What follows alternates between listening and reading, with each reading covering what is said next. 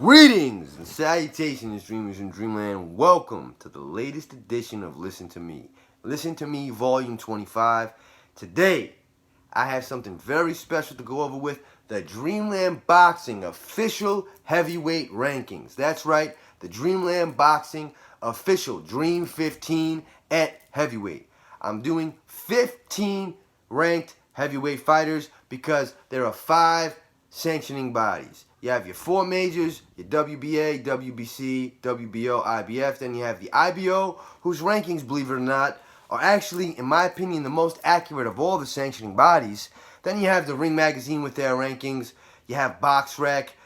There's a lot of rankings, and I don't necessarily agree with all of any of the rankings of any of the sanctioning bodies, the Ring Magazine, BoxRec, or anyone else for that matter. So, first and foremost, I want to go over the reason why I'm doing this, okay? And the reason why I'm doing 15. 5 major sanctioning bodies, 5 title holders. The WBO doesn't rank the IBO champion. The WBA doesn't rank the WBC champion. The IBF doesn't rank the WBO champion. So, it's kind of strange. I'm going to rank everybody. I'm doing 15, top to bottom. I'm going to give you the rundown. And before we begin, I'm going to give you some of the strange rankings by some of the sanctioning bodies, just so you understand why I'm doing this, okay? The IBF. Start with them. They're pretty fair usually as a sanctioning body. However, currently, they don't have a number 1 contender. When you look at their rankings, they have a number 2 contender, Charles Martin, Prince Charles Martin, who does make the DreameLand top 15 at heavyweight. But they don't have someone ranked number 1. Very odd. They have a 2, a 3, a 4, a 5, a 6, a 7, an 8, a 9, a 10, on down the line. And they're even having a fight coming up for the IBF's mandatory spot. But they don't have a number 1 contender right now. That's kind of bizarre. Just a little strange, if you ask me. Very bizarre. The WBO. They have Zhilei Zhang ranked at number 8. Zhilei Zhang, who recently had a draw with, I believe it was Jerry Forrest, the unheralded Jerry Forrest. The Jerry Forrest that you will not find on the top 10, top 15, top 20, top 30 on any sanctioning body's rankings, on any BoxRec rankings. Yet Zhilei Zhang, who almost got stopped by Jerry Forrest in that fight, who looked awful in his fight, is ranked number 8 by the WBO. The WBO also has a guy named Romanov ranked at number 9. Romanov is undefeated. He's 14 or 15-0. He's from Russia. I've seen 2 of his fights. The guy's impressive, but you won't find him in the top 50 on BoxRec. And you won't find him ranked by any other sanctioning body. And you won't find names like Bryant Jennings on his resume, or, Gerald Washington, or someone that would really, like a world-level opponent that would, beating that guy would, really put your name on the top 15 or top 20. Can't find it. Okay, the WBA. They have Trevor Bryan as their WBA regular champion. The WBA regular champion is basically the top guy who can get a shot at the WBA super title. The WBA Super Championship at heavyweight is a title that can be unified with that of another sanctioning body. The WBA Super Champion can unify with the WBO champion, the WBC champion, or the IBO champion, the IBF champion, but the WBA regular champion cannot. That's not the only weird thing with the WBA. The WBA has Deontay Wilder ranked number 3. That's not really that bizarre. Deontay Wilder may be a strange guy. He may make excuses. He may have lost his last fight, but he is 42-1 with 41 knockouts. 1 draw, a very controversial draw. We'll go into that later. But he's ranked number 3. The reason I mentioned that is because ranked number 2 is Bogan Dinu. Bogan Dinu, who is a member of the SWAT team in his native country. Bogan Dinu, who's a guy I actually really like. He really fought above his pay grade in the fights against Pulev and Jarrell Miller. In the fight against Jarrell Miller, he was whooping Jarrell Miller real good until Jarrell Miller stopped that guy. And maybe Jarrell Miller in that fight, maybe he was on steroids. It looks that way. It possibly was that way. But regardless, Bogan Dinu he's a good fighter. He's a solid guy. If you're not prepared, he can beat you if you're, if you're a regional level guy. But he's not really a world level beater. Bogan Dinu is not a world level opponent. He's not.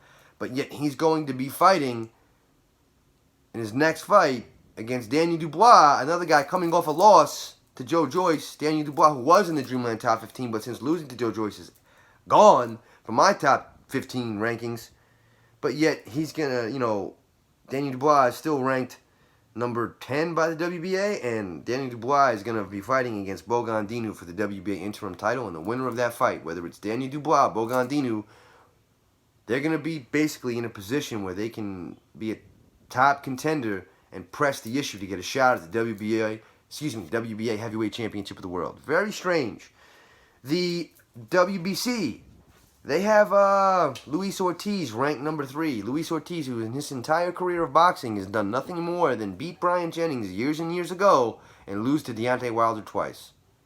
That's it. That's it. Beating Chris Kaufman does not mean that you're, that you should be the heavyweight champion of the world. It doesn't work that way. Luis Ortiz should not be ranked in number 3. He's not in my top 15. For what? For what? Moving on. The IBO's rankings, they seem to be the most accurate. Anthony Joshua is their champion, okay? They have Usyk at number 1. I don't have him in my top 15. I have him somewhere between 16 and 20. I don't feel Usyk has done anything in heavyweight to deserve being in the top 10. But their number 2 contenders, Andy Ruiz Jr., number 3, Dillian Whyte, number 4, Deontay Wilder, number 5, Alex Povetkin. All those guys I have on my top 15, and I have most of those guys in my top 5 outside of Povetkin.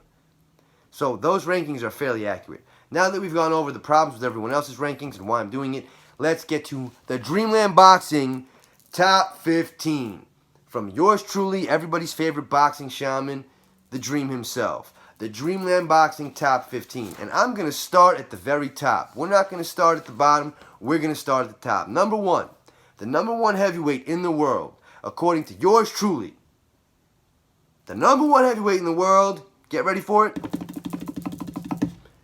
Tyson Fury, the Gypsy King, the undefeated heavyweight champion of the world. He's 30-0 with 1 draw, a very controversial draw to Deontay Wilder. He should have won that fight. He's got 21 knockouts. He's got the Ring Magazine title, the Lineal title, the WBC title. He's ranked number 1. Number 2, Anthony Joshua.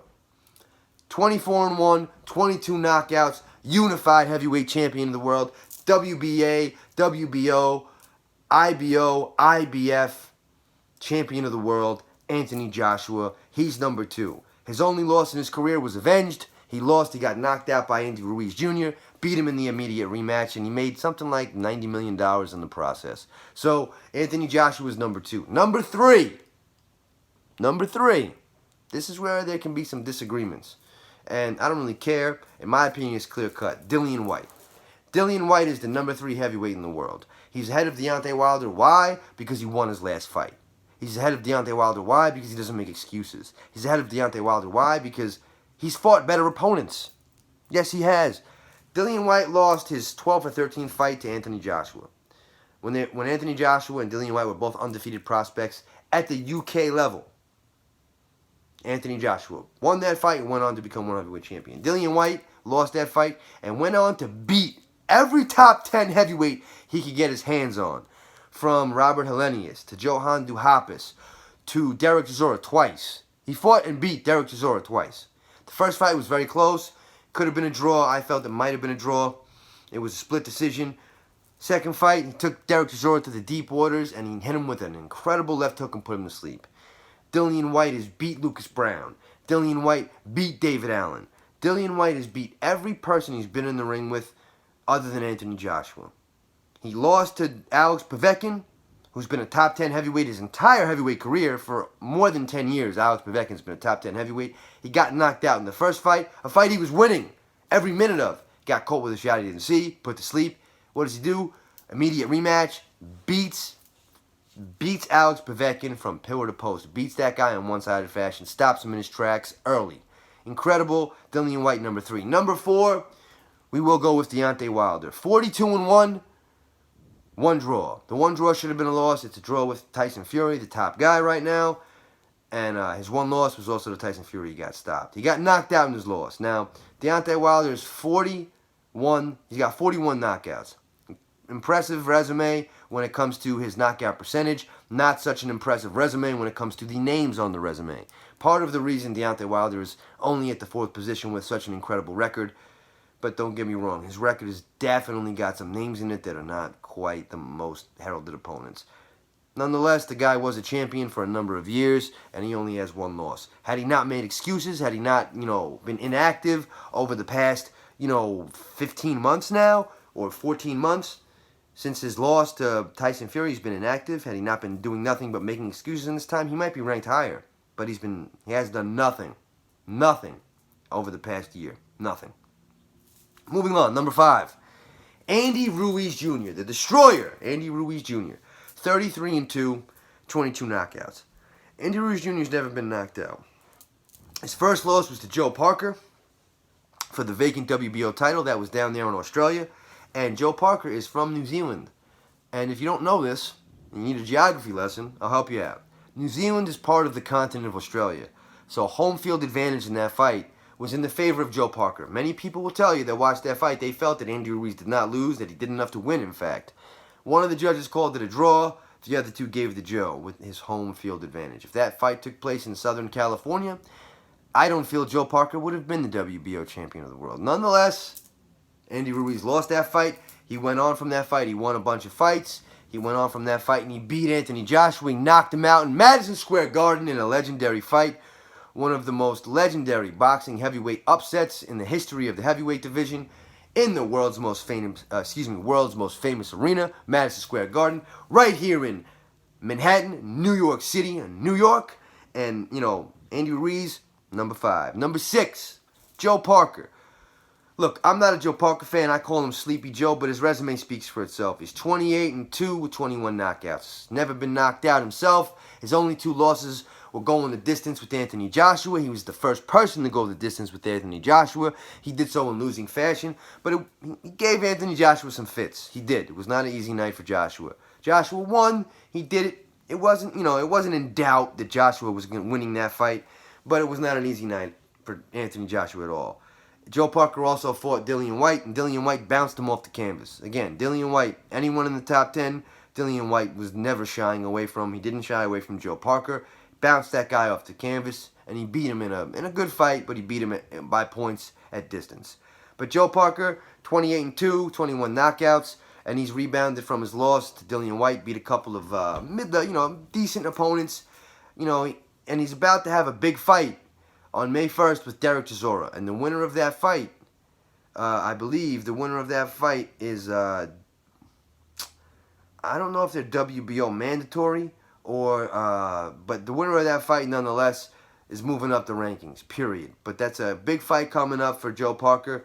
Joe Parker and Chisora coming up on May 1st. They were supposed to have that fight last year, or maybe 2020 or 2019, and Joe Parker got bit by a spider and couldn't have the fight for whatever strange and bizarre reason that he wanted to come up with. He kind of moved away and ducked Derek Chisora. Now they're gonna have that fight. So we'll see what happens with Joe Parker and Derek Chisora coming up on May 1st. He's in at number 6. Number 7 and number 8. These two guys, number 7 is Michael Hunter, and he's had a draw with number 8. Number 8 is Alex Povetkin. Michael Hunter, since moving up to the heavyweight division from cruiserweight, he's been excellent. He's 19-1 with 1 draw. His 1 loss was at cruiserweight to Alexander Usyk, who since moved up to heavyweight, who probably sits at 16 or 17, but he's not in the top 15, Usyk. But Hunter is definitely number 7. His 1 draw as a heavyweight was to Alex Povetkin, so he's just as good as Povetkin. I felt he did enough to win that fight. A lot of people did. One of the judges felt Hunter did enough to win. He was overruled by the other 2 and ended up being a draw. Now, Michael Hunter, he beat Martin Bakole, who to this day, I hate quoting that guy like that, but it's funny. To this day, Martin Bakole is still a prospect and still a contender, up and coming as a heavyweight. He's probably at number 20. He was an undefeated prospect when he lost to Michael Hunter.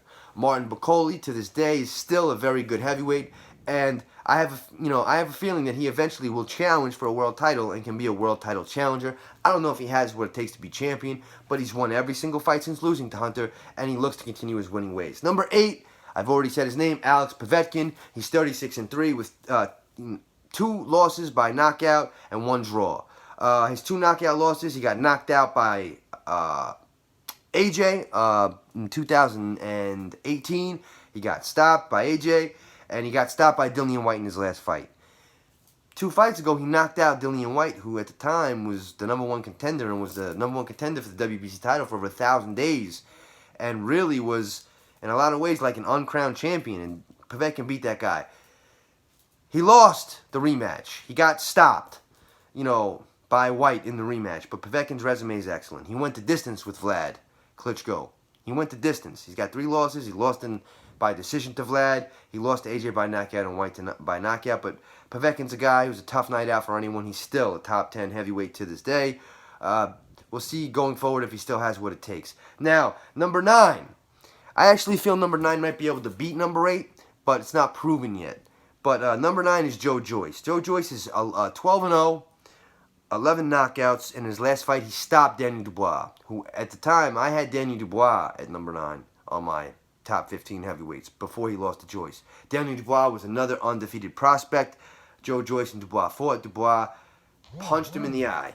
Joyce punched Dubois in the eye. Just jabbed him in his eye until his eye shut. And that was the end of the fight. That was it. Joyce did what he had to do. He jabbed his way to victory. Joyce will be a hard night out for anyone. And if you look at Joyce's resume, he might only have 12 fights, but no one on Joyce's resume is a joke. He's beaten Brian Jennings. He's beaten former WBC heavyweight champion of the world, Bermane Stiverne. Joyce has beaten Daniel Dubois, who was really a guy that no one wanted a piece of. He was kind of a boogeyman in a lot of ways, Daniel Dubois. Up-and-coming prospect with a lot of power, a lot of knockouts, and, looked like a real tough guy. Could really take a punch up until that time, but Joyce did what he had to do. He used his amateur boxing ability combined with his professional poise, and he shut Dubois' eye, and he beat that guy, and he stopped him. Joyce in at number 9. Number 10, another prospect with only 12 fights, Filip Hrgovic. Hrgovic is going to be fighting against Michael Hunter, and that's going to be for the IBF mandatory spot. The winner of that fight will be the #1 ranked IBF contender, and they'll have a mandatory title shot. So that's 2 top 10 heavyweights, Hunter and Hrgovic going at it. I'm looking forward to that. That's coming up soon. Eddie Hearn won the purse bid. That fight will be on the zone. Hrgovic and Hunter, I'm looking forward to it. Hrgovic's another guy. He beat Eric Molina in his last fight, who was a world title challenger. He's beaten some pretty decent fighters on his way up. I believe he beat Rydell Booker as well. Hrgovic in at number 10. That rounds out the top 10. Now, we're going to round out to top 15. Number 11, Derek Chisora. A guy, I've had him in the top 10 for the longest time. He lost his last fight to Usyk, but his resume, win, lose, or draw, is the best. Derek Chisora went the distance with Vitaly Klitschko. Derek Chisora, he fought Dillian Whyte twice, lost a very close split decision, and he got knocked out. He's got 10 losses, but he never shied away from anyone. Derek Chisora has a split decision loss to Kubrat Pulev, who, perennial contender. Derek Chisora is a very good fighter. He beat David Price. He stopped Artur Spilka in spectacular fashion. In his last fight, he had a very close fight with Alexander Usyk. He lost the decision, but he still sits in the top 10. His resume is definitely one to be reckoned with in the heavyweight division, and he has that upcoming fight on May 1st with Joe Parker. I think it's a 50-50 fight, very close to it. I'm picking Chisora to win that fight, and if he wins, he will crack the top 10 once again. Number 12, Prince Charles Martin, former IBF champion of the world. He's 28-2, 25 knockouts, high knockout percentage. He's got 2 losses. He had 1 loss, a very close loss to Adam Kalinowski a couple years ago. Kalinowski, who was undefeated at the time. Very close loss. He had a draw early on in his career, and he got knocked out by AJ in a fight when he lost the IBF championship of the world. He stopped Joe Washington in his last fight, and let me tell you, Prince Charles Martin is a hard night out for anyone. He's in at number 12. Number 13, Robert Helenius. Robert Helenius is currently the WBA gold champion. He beat Adam Kalinowski in his last fight. He gave Adam Kalinowski his first loss as a professional. Adam Kalinowski, who was in my top 10 previous to that and was in a lot of people's top 10, but not anymore. Helenius beat Kalinowski. He cracks my top 15 at number 13. The Nordic Nightmare's got a pretty good resume. He has 1 knockout loss to Johan Duhaupas in a close fight. He went the distance with Dillian Whyte, lost a decision, and he got knocked out by Joe Washington. In the fight, he was winning on 2 of the 3 judges' scorecards. A very close fight, but he got stopped by Joe Washington late. Joe Washington packs a punch. He got stopped. It is what it is. Helenius, though, is a hard night out for anyone. The Nordic Nightmare is a very tall, statuesque heavyweight. Great jab, great amateur background, and he has power. Number 14. Guy's only got 10 professional fights. A lot of people look at me sideways, but Tony Yoka, He's 10-0 with 8 knockouts. And none of his opponents have upside-down records. All of his opponents have winning records, and he's beaten them all. Number 15, to round out the DreameLand top 15, is Kubrat Pulev. 28-2, 14 knockouts. He's got 2 knockout losses. One was to Vladimir Klitschko, one was to AJ. He's beaten Huey Fury. He's beaten Derek Chisora in a tough, close fight. And he's beaten Bo Gondinu. He's beaten Samuel Peter. Kubrat Pulev, you know, he might not have much left. And honestly, I do feel that Otto Wallin, who's my number 16, and I'm giving him honorable mention, would beat Kubrat Pulev. But I can't put Otto Wallin on the top 15 on a good showing in a loss against Tyson Fury in the cut fight and, you know, beating Dominic Brazil, Bumanic. Bumanic's not a top 30 guy. He's not. So I can't rank Otto Wallin in the top 15 just based upon that. Although I do feel he might beat Pulev. It hasn't been proven yet. So Pulev is in at number 15. Again, this is the DreameLand Boxing top 15. Number 1 is Fury. Number 15 is Pulev. Hopefully you enjoyed the list. Until we meet again, my friends, it was your pleasure and not mine. I love each and every one of you, but not nearly equal. Some of you are my family. Some of you I've never met. It's just the way it works. Until we meet again, I'm the Dream and you're not. Peace.